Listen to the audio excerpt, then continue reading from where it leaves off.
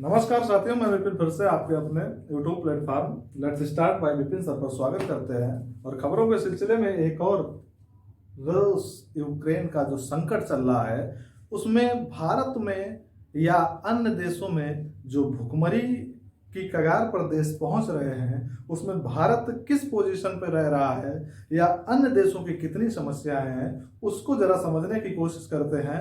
और ये जो डिटेल जो है वो निकल के आती है कहीं ना कहीं। पहले हम थोड़ा आंकड़ों पर जाते हैं, यानी कि अगर हम बात करें भुखमरी जो बढ़ रही है और थाईलैंड जैसा देश जो है जिसने साफ मना कर दिया कि मेरे यहाँ खाने के लिए भोजन नहीं है। इसके बाद लेबनान के पास 1 महीने का राशन बचा हुआ है। इराक के पास जो खाने को राशन नहीं है, लोग प्रोटेस्ट कर रहे, सड़कों पर उतर आए हैं। और इंडोनेशिया ने पाम ऑयल बंद कर दिया। वजह क्या थी? घर की फूट होती है तो बाहर वाले मजा लेते हैं। कभी भी घर की फूट हो या बाप बेटे की लड़ाई हो तो आपस में ही सुलझाने की कोशिश करें और तीसरे बिचौलिए को ना लाया जाए तो अच्छा है। रूस और यूक्रेन का संकट चल रहा है और मजा लेने वाला यहां पर अमेरिका जो है। अमेरिका किस तरह से हरकतें करता है देखा होगा कि गांव में अक्सर लड़ाई होती है, 2-3 अम्मा टाइप की जो होती हैं। उधर लड़ाई हो गई, उसने उसको उस्काया, वो चढ़ बैठा जाके, फिर वो मजे लेने के लिए उतर गई, उनको चढ़ाया, वो लंगोटा समेट के आ गई। चलो बहुत बढ़िया बात, लड़ते रहे। समस्या क्या आती है कि देशों पर इनडायरेक्टली कितना प्रभाव पड़ता है कि दो देशों रूस और यूक्रेन की लड़ाई तो चल रही है और अमेरिका इसका मेन गुनहगार है। यूक्रेन रूस का ही हिस्सा रहा। यूएसएसआर जब से हुआ करता था, विघटन के बाद वो अलग हुआ। हो सकता है कि किसी दूसरे के कहने पर बाप बेटा जैसा रिश्ता है, यूक्रेन बिगड़ गया तो वो आपस में मिलाने की कोशिश करता है। लेकिन अमेरिका इसमें जो बीच में पड़ा हुआ है और अमेरिका यूक्रेन को लगातार सपोर्ट का बहाना देता है कि हम उसको नाटो में कर लेंगे, हम रक्षा करेंगे, आप लड़ते रहिए। बहुत बढ़िया बात, लड़ते रहे। नतीजा क्या आया? कुछ भी नहीं। 1 महीना से ऊपर होने वाला है, लगभग 1 महीना हो गया और लड़ाई अभी भी चल रही है। खाद्यान्न इतने संकट में आ गए कि देश जो हैं प्रोटेस्ट करने के नौबत पर आ गए। अब इन देशों को खाद्यान्न की अगर बात करें तो जो रूस होता है लगभग 18% फर्टिलाइजर भेजता है, गेहूं में अव्वल दर्जे पर आता है, दूसरे देशों को बेचता है।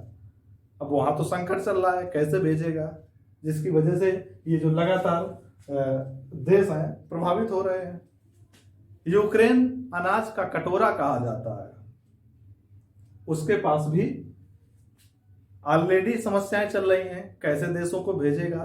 तो जो सीमावर्ती क्षेत्र हैं वहां पर लोगों के इतनी भुखमरी बढ़ रही है कि क्या ही कहा जाए। और यहां पर अगर आप सोचते हो कि यूक्रेन गलत है या रूस गलत है, तो ना यूक्रेन गलत है ना रूस गलत है।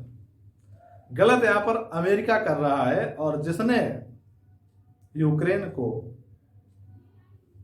उकसाया युद्ध करने के लिए और रूस को गलत ठहराने की कोशिश की, देशों पर दबाव बनाता है कि आप रूस को गलत ठहरवाएं। यानी कि अमेरिका तो अलग हो जाएगा, उसके बहकावे में अगर किसी देश ने रूस को गलत कह दिया तो रूस आज जरूर युद्ध कर रहा है। यूएसएसआर जो एक वर्ल्ड पावर रही है, आज भी है और हमेशा रहेगी। उसकी शक्तियों के आगे दुनिया की कोई शक्ति टिकने वाली नहीं है। और अगर उसके उकसावे में किसी देश ने कह दिया गलत तो कल रसिया तो स्टैंड होगा ही। और आपको पता होना चाहिए कि जितना गैस से लेके, मिनरल्स से लेके, अनाज से लेके, फर्टिलाइजर से लेके सब कुछ रसिया देता है।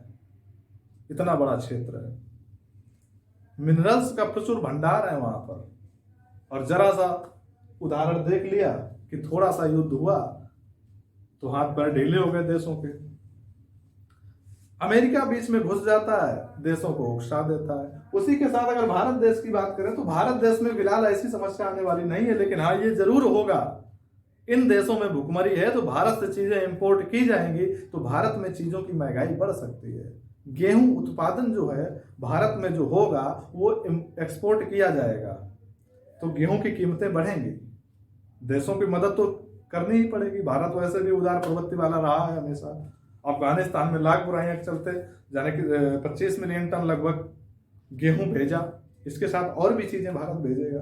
तो भारत कहीं ना कहीं अपनी जगह पर सही चीजें कर रहा है, लेकिन रूस और यूक्रेन की जो लड़ाई हुई है उसमें अमेरिका की जो बीच में घुसंत है ये बहुत दिक्कत करती है। और भारत की बात करें, इतना स्टोरेज है उसके पास, 140 करोड़ लोग इस समय हैं तो घर बैठे वो 3 साल तक लगातार खिला सकता है, इतना उसके पास स्टोरेज है।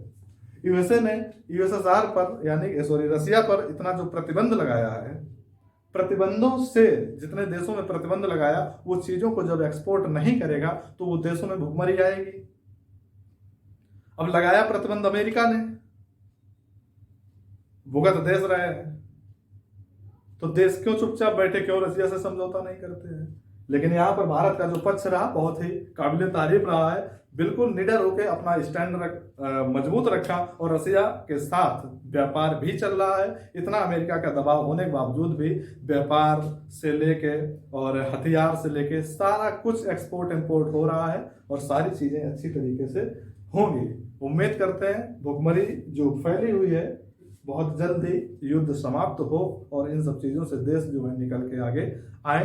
कहीं ना कहीं ये समस्या काफी गंभीर है देशों में और ये नहीं होनी चाहिए। अगर एग्जाम पर्पज से देखा जाए तो यहाँ पर ये इंपॉर्टेंट हो जाएगा कि किस देश में कौन सी चीजें उत्पादित होती हैं। एक माह में लगभग 70% अनाज के प्राइस में वृद्धि हुई है जो ये देश भुखमरी से गुजरते हैं। यूक्रेन को रूस अनाज का कटोरा कहा जाता है। 18% दुनिया में रूस एक्सपोर्ट करता है, 10% यूक्रेन खाद्यान्न उत्पन्न एक्सपोर्ट करता है। और इसके बाद ये सारी डिटेल जो थी, भुखमरी फैली हुई है, कहीं ना कहीं इससे भी निजात मिलेगी। तब तक के लिए नमस्कार, धन्यवाद।